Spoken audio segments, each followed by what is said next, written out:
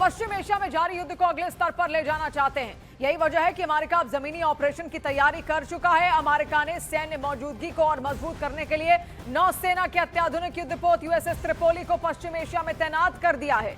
इस युद्धपोत के साथ करीब 3500 मरीन कमांडो तैनात किए गए हैं, जो किसी भी इमरजेंसी के वक्त तुरंत कार्रवाई करने के लिए तैयार रहते हैं। और समुद्र में जारी हलचल से इसका अंदाजा भी लगाया जा रहा है कि अमेरिका अब ईरान पर अंतिम प्रहार करने के लिए ग्राउंड ऑपरेशन वाले ऑप्शन पर काम कर रहा है। अमेरिका अपने सैनिकों को ईरान में उतार सकता है और ईरान के रणनीतिक ठिकानों पर भीषण बमबारी कर सकता है। तो ग्राउंड ऑपरेशन शुरू होते ही ईरान के कई ऐसे अहम ठिकाने हैं जिसे अमेरिका पहले टारगेट कर सकता है। अमेरिकी सैनिक और मरीन कमांडो जिन ठिकानों पर धावा बोल सकते हैं, चलिए आपको बारी बारी से उनके टारगेट के बारे में यहां पर बताते हैं। अब इसमें IRGC हेडक्वार्टर सबसे पहले यहां पर मौजूद है। ईरान के कौन कौन से टारगेट जहां पर अमेरिका का निशाना हो सकता है, सबसे पहले आप यहां पर देखिए, ये IRGC का हेडक्वार्टर है जो कि पश्चिमी ईरान के क्षेत्र में यहां पर आता है। फिर है राष्ट्रपति आवास, उसको भी यहां पर टारगेट किया जा सकता है। राष्ट्रपति आवास भी आप देखिए उसी इलाके के इर्द गिर्द यहां पर आता है। ये तेहरान का एरिया है जो इस वक्त आप यहां पर देख रहे हैं। ईरानी नेवी बेस भी मौजूद है। ईरानी नेवी बेस अगला टारगेट यहां पर हो सकता है। इसके अलावा परमाणु ठिकाने यहां पर मौजूद हैं जो कि पश्चिमी छोर पर ही मौजूद है। ईरान के मिसाइल लॉन्च साइट्स यहां पर कई सारी हैं। ड्रोन कंट्रोल सेंटर मौजूद है। इंटेलिजेंस ऑपरेशन सेंटर यहां पर है। इसके अलावा कम्युनिकेशन नेटवर्क और इसके अलावा देखिए जो कम्युनिकेशन नेटवर्क है वो भी टारगेट यहां पर हो सकता है ताकि संपर्क को काट दिया जाए। साइबर इंफ्रास्ट्रक्चर भी मौजूद है ईरान का, वो भी अमेरिका की टारगेट पर यहां पर हो सकता है। और ग्राउंड ऑपरेशन में देखिए अमेरिका की नजर कई आइलैंड्स पर भी कब्जा जमाने की हो सकती है, जिन द्वीपों पर फिलहाल ईरान का कब्जा मौजूद है। इसमें सबसे पहला है नाम खार्ग द्वीप का। खार्ग द्वीप आप यहां पर देखिए 90% तेल स्टोरेज इस वक्त इस इलाके में यहां पर है। खार्ग द्वीप का वो छोटा सा क्षेत्र आप वहां पर देख रहे हैं, वहां पर टारगेट इस वक्त अमेरिका का है, क्योंकि वहीं पर आपको ये भी बता दें कि यूएसएस त्रिपोली जिसकी बात हो रही है उसको वहीं पर रखा भी गया है, तैनात भी किया गया है। और अगर हालात बहुत ज्यादा बदतर हुए तो उस पर कब्जा यहां पर जमाया जा सकता है। इसके अलावा लरक द्वीप मौजूद है। लरक द्वीप भी आपको यहां पर दिखाते, देखिए मूसा आइलैंड भी यहां पर मौजूद है। हॉर्मुज का एंट्री पॉइंट इसको यहां पर कहा जाता है। इसके अलावा और भी टारगेट्स हैं जहां पर ईरानी जहाजों का रास्ता अमेरिका रोक सकता है और परमाणु हथियार के लिए छिपाकर कई सारे वहां पर यूरेनियम स्टॉक को भी जब्त कर सकता है, जिसको छुपाकर ईरान की ओर से अब तक रखा गया। और महायुद्ध के बीच अमेरिका ने खाड़ी में अपने मरीन कमांडो तैनात कर दिए हैं।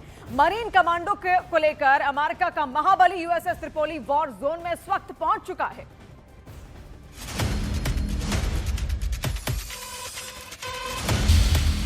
ईरान में ग्राउंड ऑपरेशन की तैयारी, वॉर जोन में अमेरिका के मरीन कमांडो, खाड़ी देश में अमेरिका की सबसे बड़ी तैनाती, मिडिल ईस्ट में ईरान के साथ बढ़ते तनाव के बीच अमेरिका ने अपनी सैन्य मौजूदगी को बड़े स्तर पर बढ़ा दिया है। जानकारी के मुताबिक अमेरिका ने वॉर जोन में 3500 से ज्यादा सैनिक तैनात कर दिए हैं। अमेरिकी सेंट्रल कमांड ने पुष्टि की है कि आधुनिक युद्धपोत यूएसएस त्रिपोली अपने निर्धारित वॉर जोन में पहुंच गया है, जिसमें लगभग 2500 मरीन कमांडो सवार हैं। सेंटकॉम ने एक्स पर तस्वीरें पोस्ट करते हुए लिखा, यूएसएस त्रिपोली वॉर जोन में पहुंच गया है। सेंटकॉम की ओर से पोस्ट की गई तस्वीरों में सैनिक कॉम्बैट यूनिफॉर्म पहने हुए, हेलमेट और गॉगल्स लगाए हुए दिखाई दे रहे हैं। ये मरीन मिडिल ईस्ट में पहले से तैनात 50,000 सैनिकों की टुकड़ी में शामिल हो गए हैं। यूएसएस त्रिपोली की तैनाती इस जंग की दशा और दिशा दोनों बदल सकती है, क्योंकि ये सिर्फ युद्धपोत नहीं बल्कि एक चलता फिरता आर्मी बेस है। युद्धपोत USS Tripoli F-35 stealth fighter jet और ओस्प्रे जैसे एडवांस एयरक्राफ्ट ऑपरेट करने में सक्षम है। इसको पहले जापान में तैनात किया गया था, लेकिन करीब 2 हफ्ते पहले इसे मिडिल ईस्ट में भेजा गया। इसके अलावा यूएसएस बॉक्सर और सैन डिएगो जैसे अन्य नौसैनिक यूनिट्स को भी वॉर जोन के लिए रवाना कर दिया गया है। ये तैनाती ऐसे वक्त में की गई है जब ईरान और इजराइल के बीच तनाव लगातार बढ़ता जा रहा है। इस बीच एक सवाल है, जब जेराल्ड और लिंकन जैसी ताकत पहले से खाड़ी में मौजूद है तो फिर त्रिपोली की जरूरत क्यों पड़ी? इसको समझने के लिए तीनों की ताकत जाननी होगी। यूएसएस जेराल्ड आर फोर्ड एक आधुनिक एयरक्राफ्ट कैरियर है, जबकि यूएसएस अब्राहम लिंकन भी इसी तरह निमिट्ज क्लास एयरक्राफ्ट कैरियर है। लेकिन यूएसएस त्रिपोली इनसे अलग एक एमपीवीएस असॉल्ट शिप है। यूएसएस जेराल्ड आर फोर्ड समुद्र से दुश्मन पर बड़े हवाई हमले कर सकता है और लिंकन भी फाइटर जेट ऑपरेशन को अंजाम दे सकता है, जबकि यूएसएस त्रिपोली मरीन सैनिक ऑपरेशन में मददगार है। USS Gerald R Ford air power projection और लिंकन युद्ध जैसे अभियानों में एयर सपोर्ट देता है, जबकि इनसे अलग त्रिपोली समुद्र से सैनिकों को किसी भी तट पर उतारकर ऑपरेशन को अंजाम दे सकता है और ये इसकी सबसे जरूरी खासियत है। यूएसएस जेराल्ड आर फोर्ड खुले समुद्र में कहीं से भी एयर स्ट्राइक कर सकता है। यूएसएस अब्राहम लिंकन दुश्मन को समंदर से एयर कंट्रोल कर सकता है, लेकिन त्रिपोली किसी भी तट से नजदीकी ऑपरेशन को अंजाम दे सकता है। यूएसएस जेराल्ड आर फोर्ड दुश्मन की हवाई घेरेबंदी कर सकता है और इसी तरह यूएसएस अब्राहम लिंकन लंबी दूरी की एयर स्ट्राइक को आसानी से अंजाम दे सकता है, लेकिन त्रिपोली के पास ताकत है कि वो अमेरिका के लिए जमीन पर सीधी कार्रवाई में बड़ा हथियार बन सकता है। अमेरिकी सेंट्रल कमांड के मुताबिक 28 फरवरी से शुरू हुए ऑपरेशन एपिक फ्यूरी के तहत अब तक 11,000 से ज्यादा ठिकानों पर हमले किए जा चुके हैं। इसके अलावा इसके साथ ही लड़ाई बड़े स्तर पर चल रही है। इस बीच तनाव तब और बढ़ गया जब ईरान ने सऊदी अरब के प्रिंस सुल्तान एयरबेस पर बैलिस्टिक मिसाइल से हमला किया और इस हमले में अमेरिका के कम से कम 10 सैनिक घायल हो गए। तो देखिए, शक्तिशाली अमेरिका अपने जिस ताकतवर मरीन कमांडो की बदौलत ग्राउंड ऑपरेशन को अंजाम देना चाहता है, उसकी भी कई खासियतें हैं। चलिए आपको मरीन कमांडो के बारे में भी विस्तार से बताते हैं। अमेरिकी मरीन्स को नेवल इन्फेंट्री भी कहते हैं। समंदर से जमीन पर उतरकर लड़ने के लिए सक्षम है। मरीन्स जमीन, समुद्र, हवा तीनों में लड़ सकते हैं। दुश्मन के इलाके में उतरकर महत्वपूर्ण ठिकानों पर ये कब्जा करने में माहिर हैं। मरीन का हर जवान एक प्रशिक्षित कमांडो होता है। ट्रेनिंग इतनी मुश्किल कि 10% की मरीन कमांडो ही यहां पर बन पाते हैं और दुनिया के किसी भी कोने में 48 घंटे में हमला करने में बेहद सक्षम है। हमेशा एम्फीबियंस युद्धपोतों पर तैनात रहते हैं। यूनिट हेलीकॉप्टर और ग्राउंड टास्क फोर्स से लैस होते हैं। M777 होवित्जर का भी संचालन करने में माहिर होते हैं और पानी पर चलने वाले लड़ाकू वाहन से ये लैस होते हैं।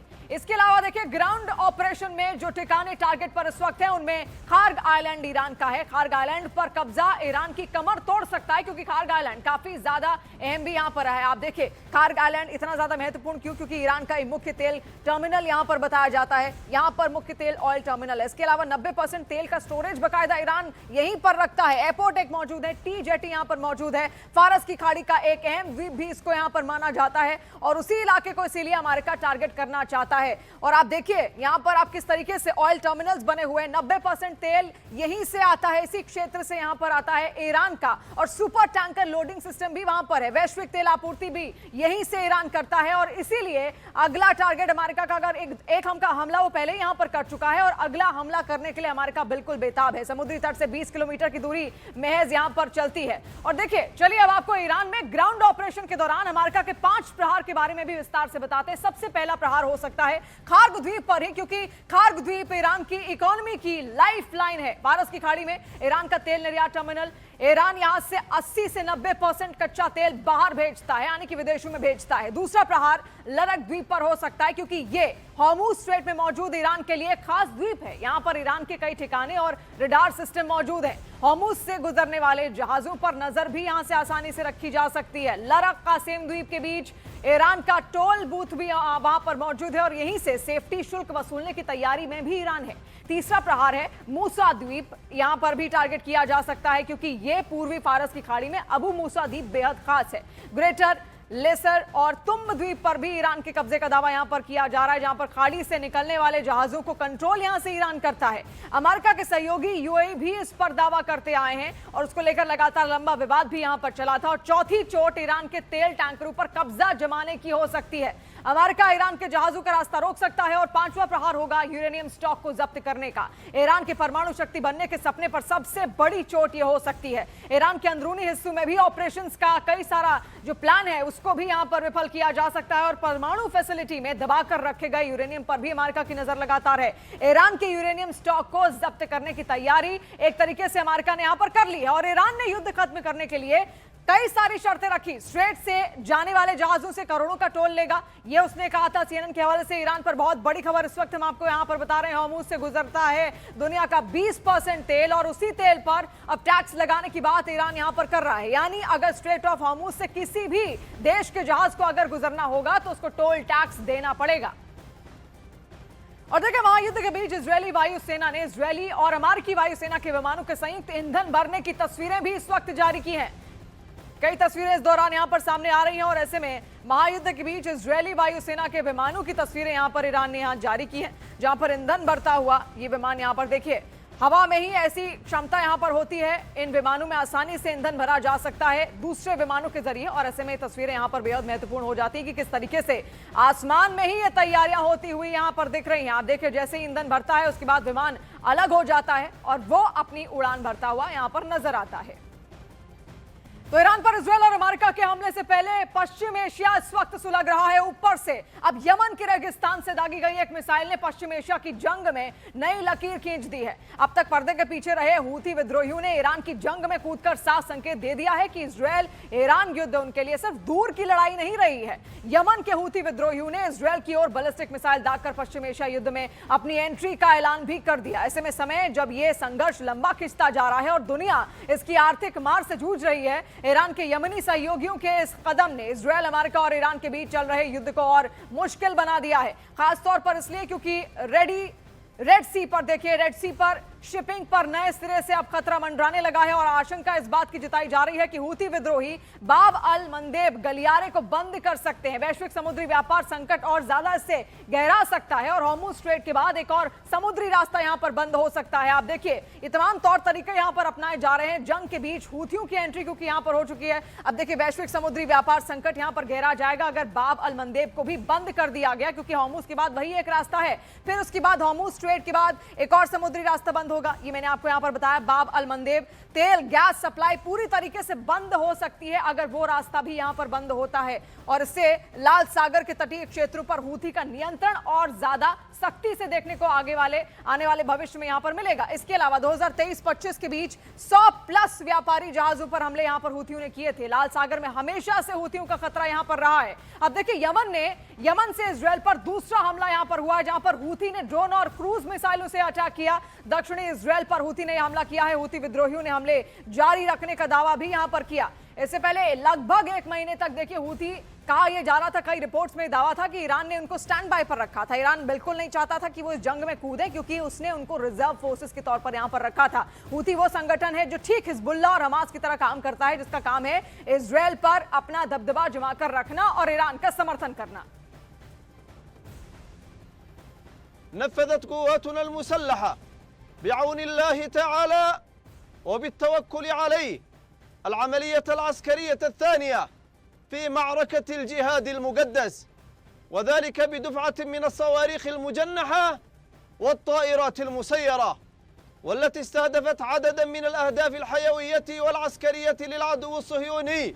और देखिए, पश्चिम एशिया में अमेरिका और इजरायल के साथ युद्ध में ईरान के कई प्रॉक्सी संगठन उसकी मदद लगातार उस तक पहुंचा रहे हैं। अमेरिका और इजरायल से भिड़ने में मुख्य रूप से लेबनान के हिजबुल्लाह, यहां पर आपने देखा लेबनान से कैसे हिजबुल्लाह ऑपरेट करते हैं और जो उत्तरी इलाका है खासतौर पर इजरायल का, वो सबसे ज्यादा इसमें चोट पाता है। इराक, यहां पर शिया मिलिशिया, छोटे छोटे कई सारे गुट हैं जो लगातार ईरान का समर्थन करते आए हैं। इसके अलावा आप देखिए, यमन में हूथी लगातार मौजूद हैं जिनका कंट्रोल लाल सागर पर है और वहां पर बाब अल मंदेब पर भी वो अपना कंट्रोल जमा सकते हैं, क्योंकि बेहद खतरनाक स्तर की ब्रिगेड एक तरीके से तैयार की है यहां पर ईरान ने। फिर है गाजा, हमास, ये चार छोरों से चारों ओर से गिरता हुआ इस वक्त ईरान यहां पर, इजरायल यहां पर नजर आ रहा है और ये वही संगठन है जो ईरान का हमेशा से साथ देते आए हैं। वहीं ईरान के साथ युद्ध के बीच इजरायल कई दुश्मनों से घिरता हुआ भी इस वक्त जा रहा है। देखिए, बहरीन में अल अश्तर ब्रिगेड खड़ा हो चुका है, इराक में कताइल हिजबुल्लाह, हरकत अल नुज़ावा, इसके अलावा पॉपुलर मोबिलाइजेशन फोर्स भी वहां पर मौजूद है। असैब, अहल, अल हक और बद्र संगठन मुश्किल वहां पर खड़ी कर सकते हैं। देखिए, इराक में कताइब हिजबुल्लाह आपने देखा, इसके अलावा असैब, अहल अल हक और बद्र संगठन भी वहां पर मौजूद है। ये छोटे छोटे मिलिशिया ग्रुप्स हैं जो इराक ने यहां पर तैयार किए हैं। और लेबनान में आप देखिए हिजबुल्लाह तो एक तरीके से उत्तरी छोर पर लगातार इजरायल को घेर ही रहा है। फिर फिलिस्तीन की बारी आ जाती है, वहां पर हमास मौजूद है, इस्लामिक जिहाद वहां पर मौजूद है। ये वो संगठन जो ईरान के साथ है। सीरिया में फिर फातेमियू ब्रिगेड है और जैनबियू ब्रिगेड भी वहां पर मौजूद है। छोटे छोटे कई सारे संगठन, ऐसे प्रॉक्सी संगठन खड़े किए हैं ईरान ने ताकि वो मिडिल ईस्ट पर अपना नियंत्रण रख सके। उस केस में जब उसके साथ कोई भी ना हो तो उसके साथ ही तमाम संगठन यहां पर होंगे। इसमें हूती भी यहां पर मौजूद है जो यमन में मौजूद है और वहीं से ये ऑपरेट करते हैं। अब है गाजा में आप देखिए हमास के साथ किस तरीके से इजरायल ने लड़ाई लड़ी, वो आपने देखा। और ये वो संगठन है जिसको ईरान लगातार फंड करता आया है। अब अमेरिका ईरान महायुद्ध हर गुजरते दिन के साथ देखिए ज्यादा भीषण खतरनाक होता हुआ दिख रहा है। अब इस युद्ध में हूती विद्रोहियों की भी एंट्री हो चुकी है। यमन के हूती विद्रोही खुलकर अमेरिका और इजरायल के खिलाफ ईरान के समर्थन में मैदान में उतर चुके हैं, जिसके बाद रेड सी पर खतरा मंडरा रहा है। वहीं अमेरिका ने अपनी नौसेना के सबसे एडवांस युद्धपोत यूएसएस त्रिपोली को पश्चिम एशिया में तैनात कर दिया, जिसके बाद यह सवाल उठ रहे हैं कि क्या यह जंग पूरी दुनिया को अपनी चपेट में लेने वाली है।